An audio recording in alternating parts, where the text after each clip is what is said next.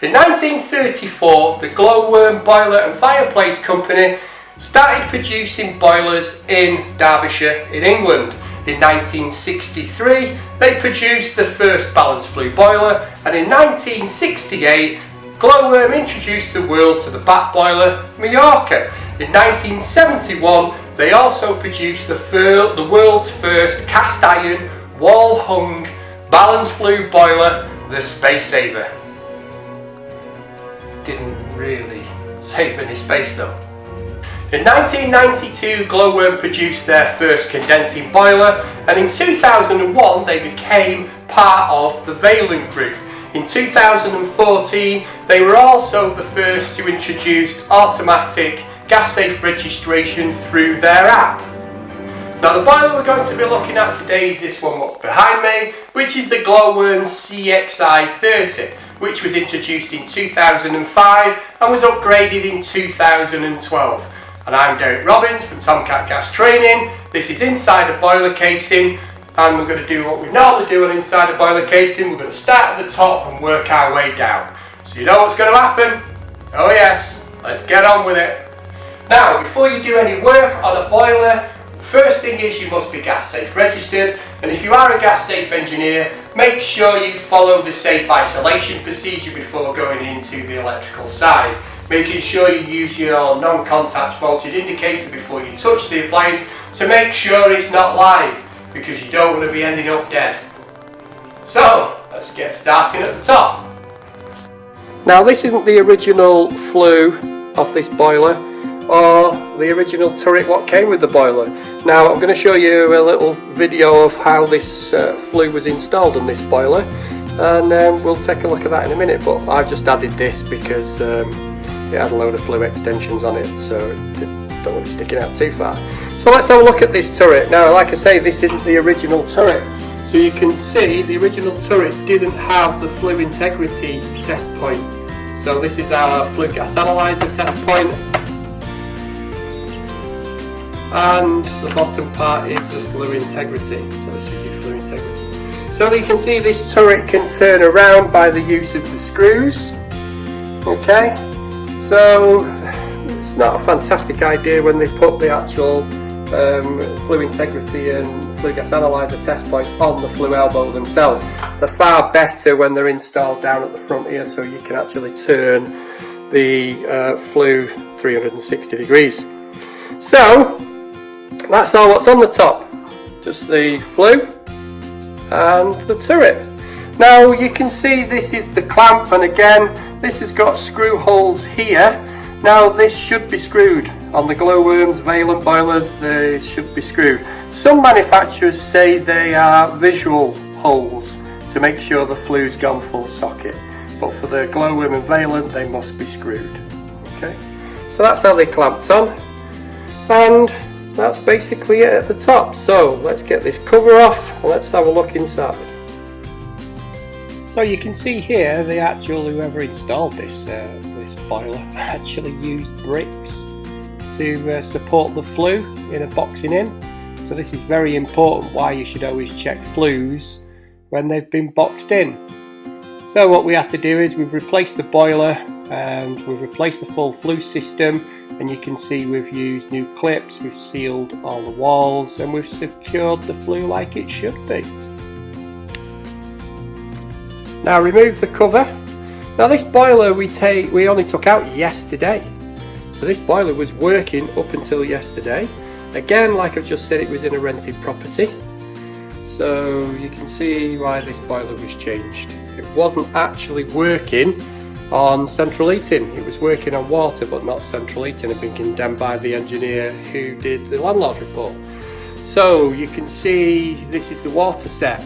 Now it's very close in this boiler, there's not a lot of working room, so I've actually got one of these water sets taken out of an old boiler, and we'll use that when we're looking closely at the water set. So let's look from the top.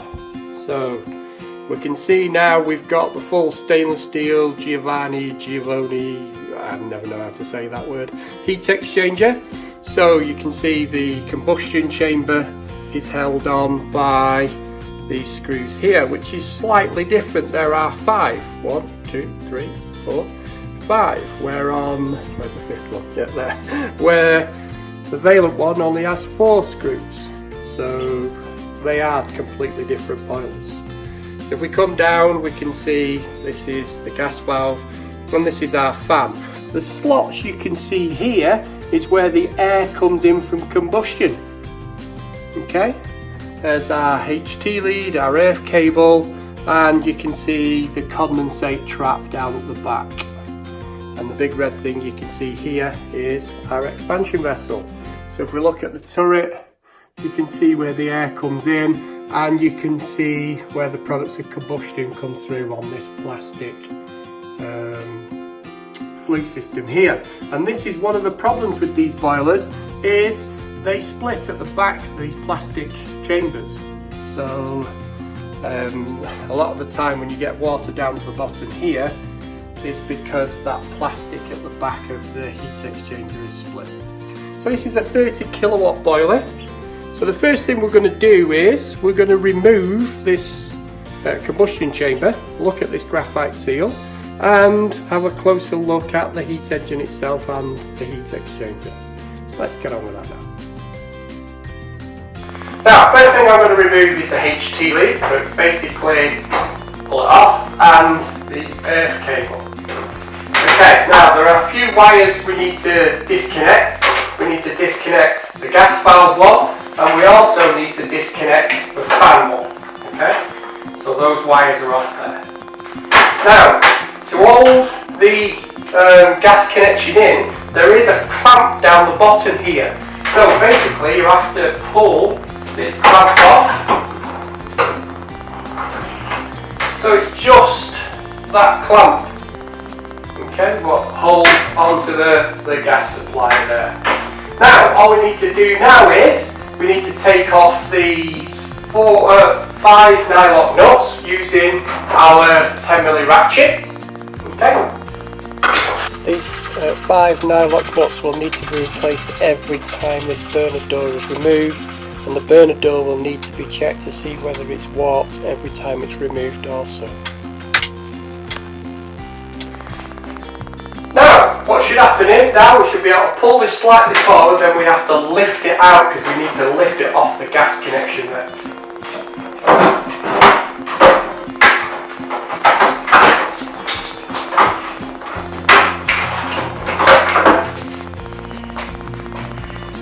So, that is our heat engine. We're going to have a closer look at that.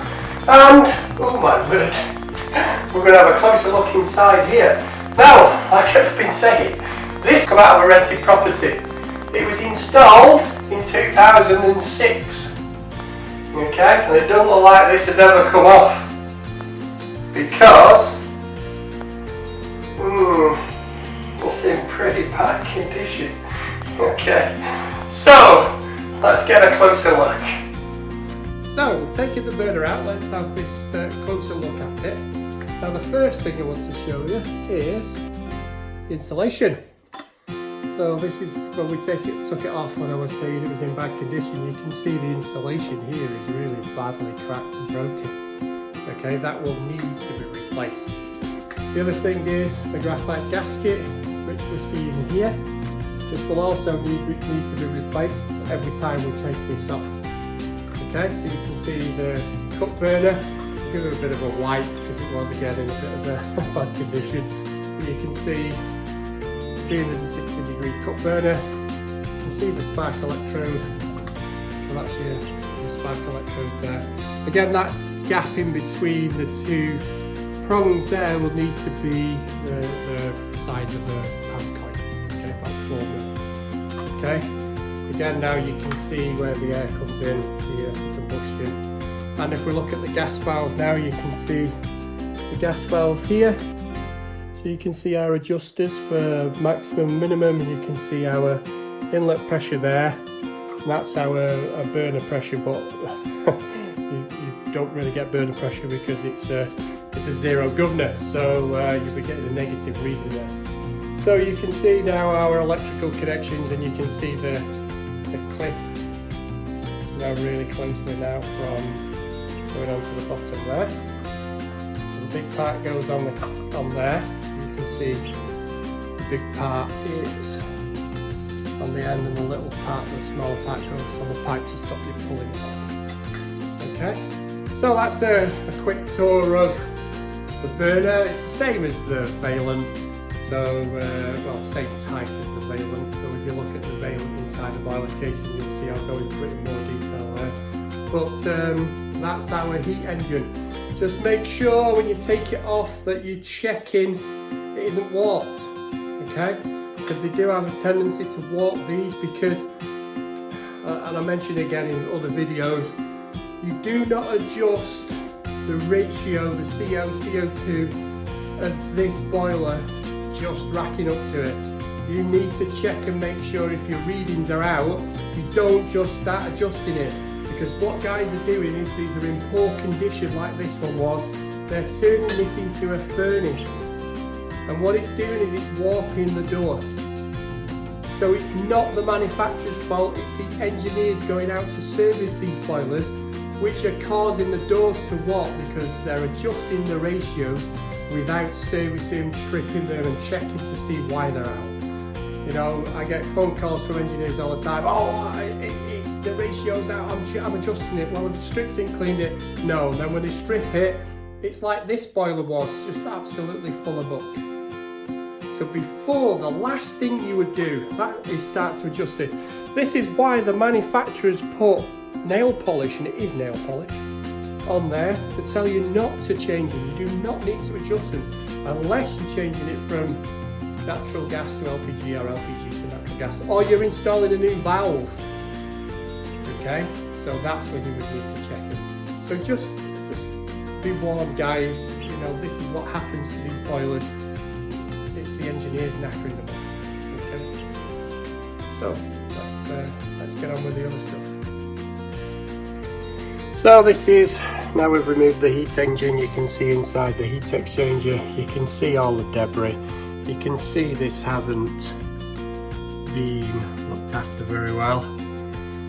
Okay, so landlord reports, they also, remember guys, need to be serviced.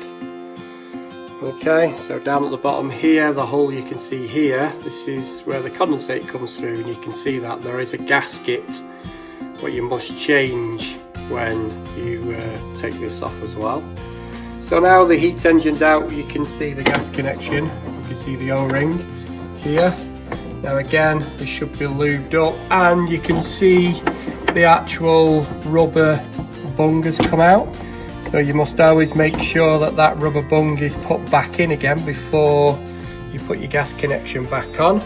We can now see the condensate trap closely.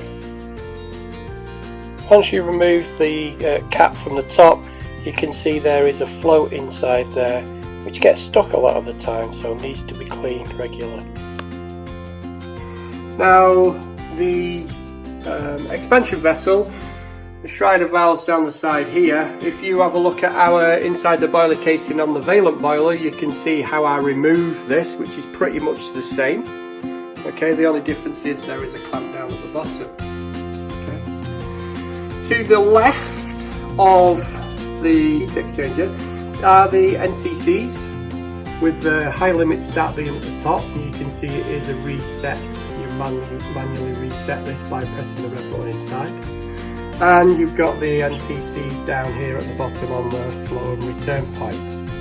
Okay, I'm going to show you how you're going to test those later.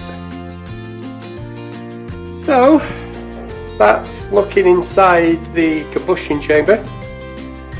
Now let's have a closer look down at the water set, and we'll use this one I've taken out from a previous boiler. Now as always on inside the boiler casing, let's have a look at the pump first.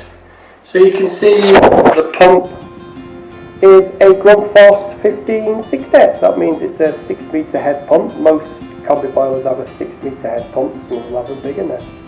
And you can see it's just held on by Allen screws. There are 4 of them, 2 at the top and 2 at the bottom. If you have a look at our inside the boiler case on the Valent boiler, you will see how easy these are to remove. So just to the back here, this is our return where it comes back off the heat exchanger. so it's actually flowing back up to the heat exchanger. And then to the left of that you can see our auto air vent. Okay, let's see that one's been leaking as well. Then we have our cold water filter. So this thing you can see here is our cold water inlet filter before it goes to our flow turbine with the Hall sensor, which is pretty much the same as the Valent boiler. Just at the back there you can see the plate-to-plate heat exchanger. So the plate-to-plate is easy to undo and get out and get to, but hard to actually get out of the boiler, so we'll have a look at that soon. So the pink thing you can see here is our low water pressure sensor, pump prover and digital display, all in one again, like the Valent. And this is the original pink colour. Now, like I say, if you watch the Valent one, you'll see that they were changed to like a black colour. To the left now you can see the diverter valve motor. Now the diverter cartridge inside here is probably one of the hardest things to work on this GLOW-WORM CXI. And you can see the clamp actually says yes on it. So if it's upside down, it says SE, well, whatever it says, CE, then you've got it upside down and it needs to go in that way. That's why they put the sticker on there. Then, if we come back to the front, you can see the filling loop, the internal filling loop. So this is how we allow the water into the system. So this is the valve to allow it in, and if we follow the pipe it goes to this thing, which is an RPZ valve, or reduced pressure zone valve. So if you are filling this boiler up and you actually get water coming out of this bit here, when you're filling it up, it means the RPZ valve is damaged, or if it starts coming out of there, then it also means it's damaged. So that's the RPZ valve, which allowed through the water regs to allow the filling loop to stay connected.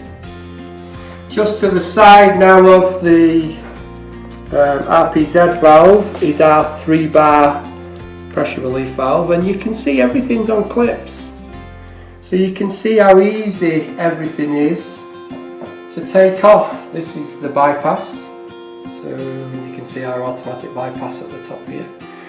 So you can see the pipe work, so that's that other pipe. So you can see everything unclips.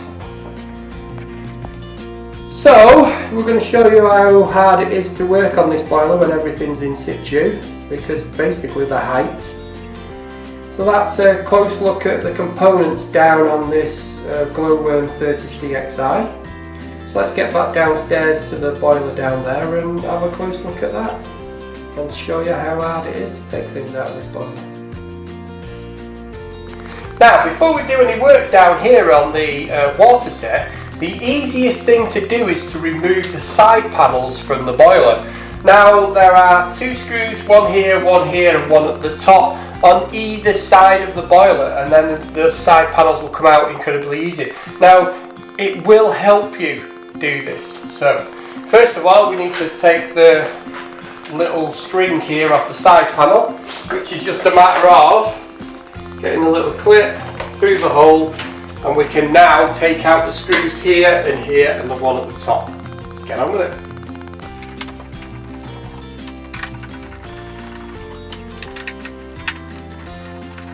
Now we're taking out the screws, it's just a matter of pulling it to the side and lifting it off. Easy. Let's get the other side off.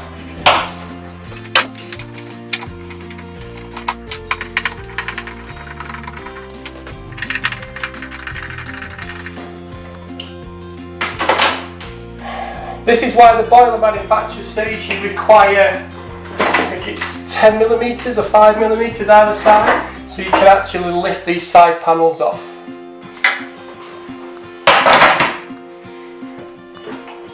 So now we've taken the side panels off, we should be able to get at things down here and remove it easier than we would be trying to get it through the front.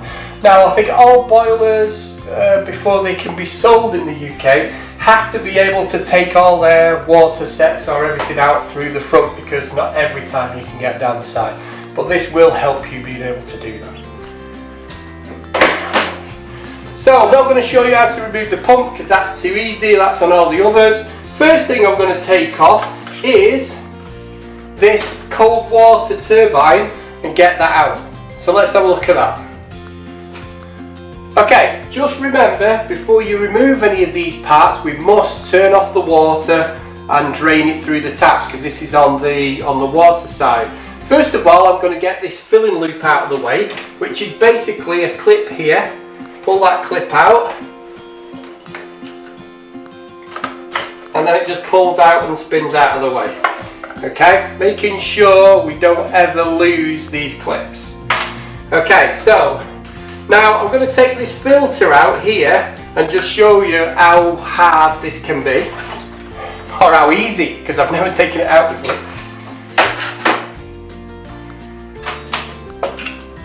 Now, just going to get some grips.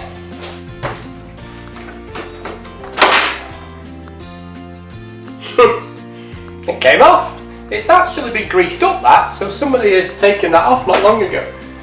And then the filter is inside here, bottom.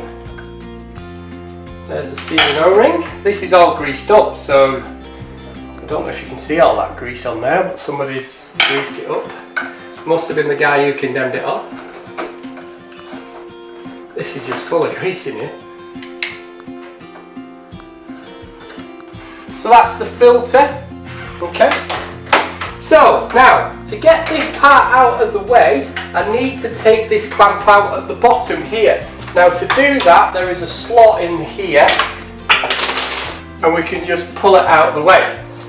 So, but what that does is, it pulls the pipe connection off down at the bottom. So I'm just going to undo these two nuts here, which you can't see, and then pull the section out at the bottom. Again, this is all greased up, so I'm assuming this has been stripped before we actually came to it. So now all it is if I take the clip off at the back here, the old lot should come out.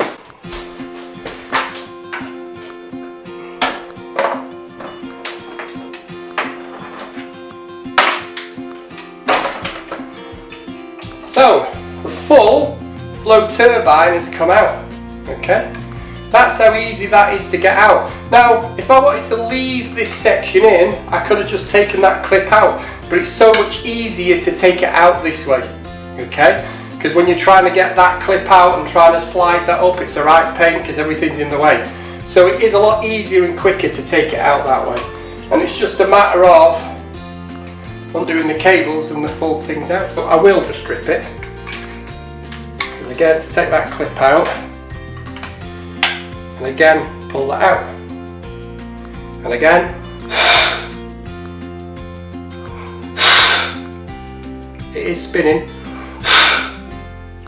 Not that you probably hear that, but it is spinning. So I'll put that back, and again that's been greased up already, otherwise it wouldn't go back in. So somebody has stripped this before, like I keep saying, before we actually removed it. So the flow turbine is out. Okay, again, to get the low water pressure sensor out, that's incredibly easy. It's just a clip which we can pull out.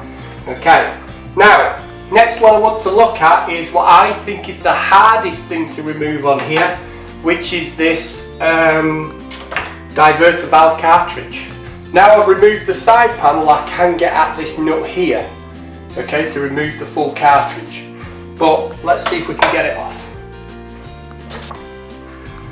Okay, so the first thing we're going to do is pull the cable off. So that was easy, what it says. All the cables are all wrapped around. Okay, so this boiler was working on hot water, but wasn't working on central heating. So, and what I have just noticed is the clip's missing. Oh, it's in the wrong spot. Yeah, it's in the wrong spot. So this has actually all been built up in the wrong place. So before I actually take it out, you can see that somebody has built it in the wrong place. So let's have a look at that now. Now you can see, you can't actually see the clip. The clip's there, at the back there. and we haven't got the yes here, so it's in the wrong place. So I'm going to have to completely remove this diverter valve cartridge because it's been assembled wrong. Okay, because I'll never be able to get that pin out. I'll try, but because it's hitting the plate to plate. So so it must have been the engineer who condemned the boiler has taken it apart and then not been able to put it back together again properly. So let's take it fully out. Now what I'm going to do is I'm going to remove all the components out of the way. So I'm going to take the RPZ valve out, which is just a matter of undoing the clip, another one of the clips, and pulling the RPZ valve out again. So we've got that out, so that's out of the way. Next thing I'm going to do is I'm going to take the auto bypass out. So again, it's just another little clip there, another little clip here.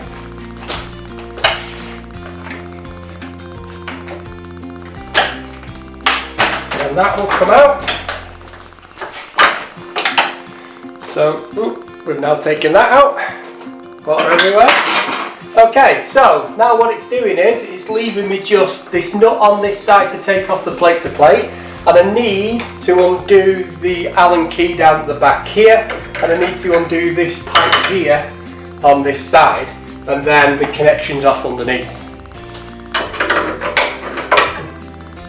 That was quite slack. They're not normally that slack.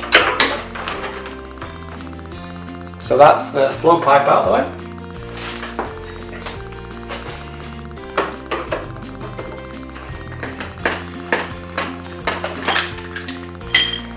So all I need to do now is find some Allen keys so I can undo the plate to plate.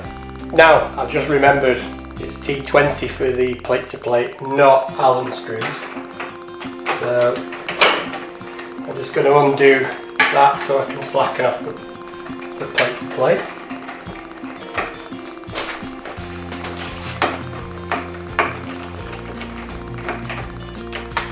Okay, now I've undone this nut here, and I just need to undo the T20s down below. So under here there are two screws. Ugh.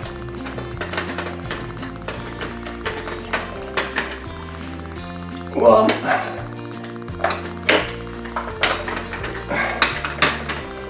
Two. I'm doing this off memory. I've not even looked at the book yet. Now, normally, if this doesn't come out of here, game over. So there's a retaining clip here, which I've taken out, and if we can't get that out, then it ain't coming out. So I'll try and prise it out, because this side of the hydro block won't come out until this is out. Oh, it came out! Get in. Okay. Very crusty.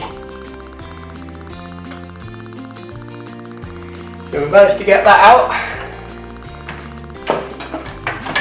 So now, all it should be is, it should lift all out. You will come out, you beggar. Okay, so now you know what this slot on the side here is for, so you can pull out the hydro block.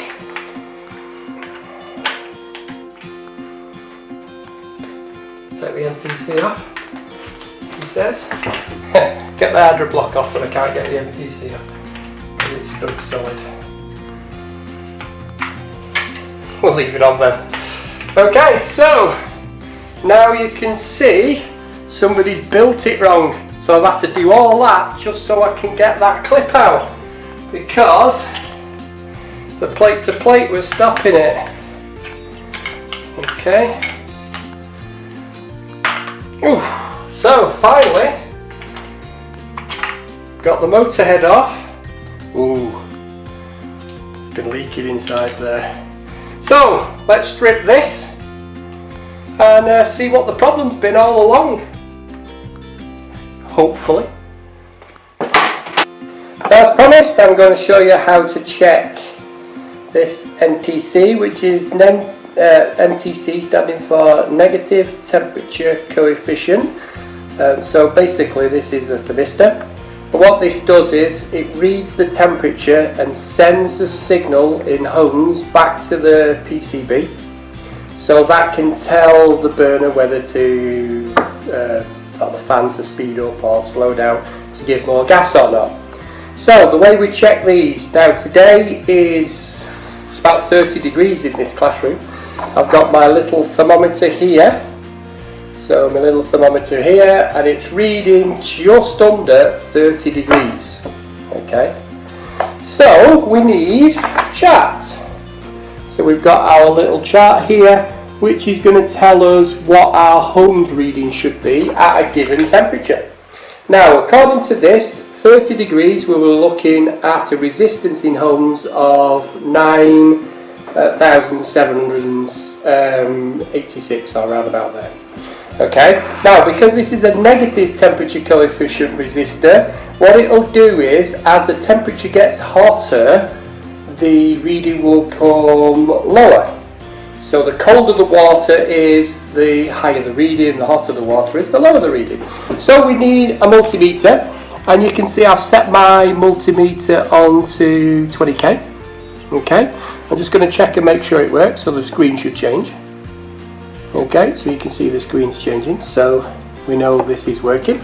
So I'm just going to take a reading now on what the temperature is here now. So it doesn't matter which way around you're going, but I'm going to go for these holes or trying to.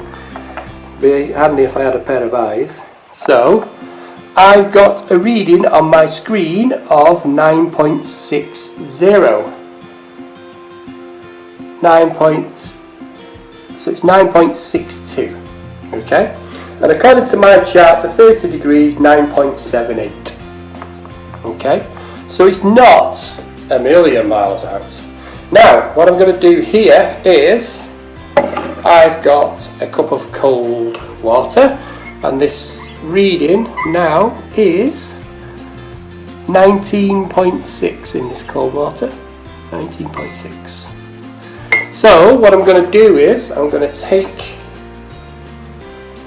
the NTC and I'm going to dip it in the water for a little bit, just so it gets the temperature of the water. And this should be a different reading. And if it's got a different reading, then it means the NTC is working. Okay. So it's been in there a few seconds now. Let's bother about the water, and let's take the new reading quickly before it starts to warm up again. And we've got a reading of 11.82, and you can now see the reading on the screen is coming down because it's warming up. So you can actually see this is working. There is nothing wrong with this thermistor at all. Now you shouldn't really test them while they're on the boiler, okay, but they're dead easy to take off the dry pocket, and the wet pocket one are exactly the same, except you have to get rid of the water out of the boiler first before you check them. Now this is about 1 degree out from a wet pocket, so what the manufacturer gains in lack of sludge and affecting these, they gain in lasting longer while they're on the boiler. So that's how you check a negative temperature coefficient resistance resistor thermistor. And you will need a chart and a multimeter and some way of checking the temperature to be able to do it. But if you do get a change in reading, then you know it's working. Now, just going to use these grips to take the end off here. I have slackened them off a little bit, so it should come off.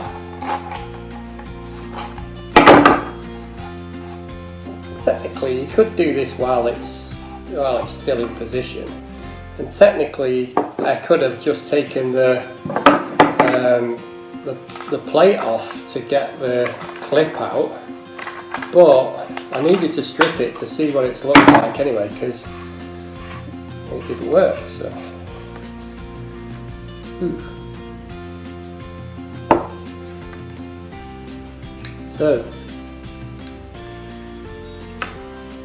it's not massively dirty. So that's how it fits inside and how it works. So it's just crusty and not looking good. So it looks like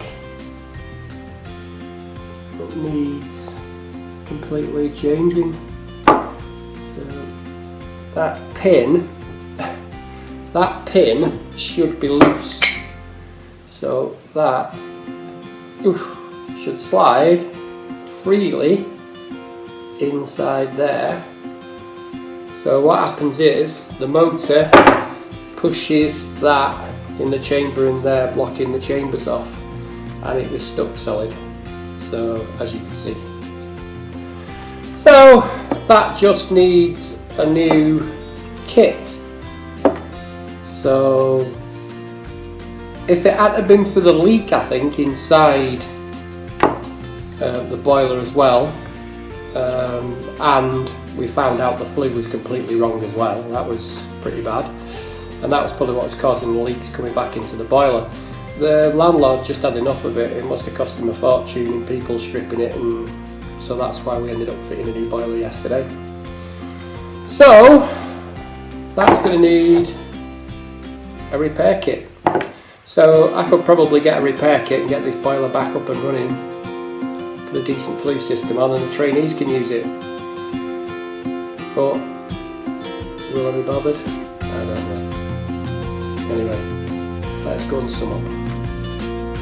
As usual, let's finish off underneath the boiler. So you can see relief valve there. This one here is the flow.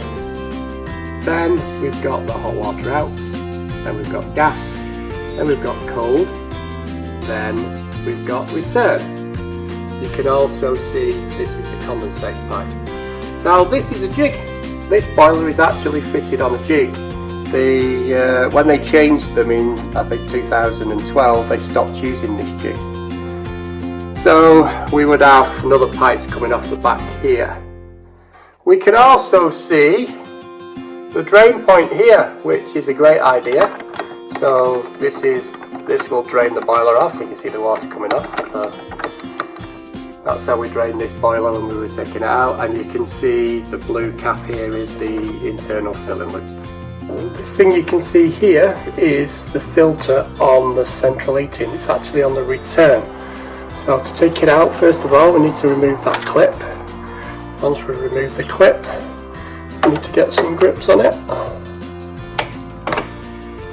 and then we can pull it out. So that's the filter you can see on the central heating return. So to put it back, it slides back in. There is a flap so you can push it up, and then make sure you don't forget to put the clip back in, otherwise it'll blow out under the pressure. So that's the underneath side of this GLOW-WORM 30 CXI. Now that's the end of this inside a boiler case video on the GLOW-WORM 30 CXI. Now if you've enjoyed this video, why don't you give us a thumbs up or leave a constructive comment down below. If you've not subscribed to our YouTube channel yet, then get subscribing, and also ring that notification bell because we release new videos every Wednesday. And don't forget to share it with your friends. So all what's left to say is, thanks for listening, thanks for watching, see you next Wednesday for our next video. Cheers!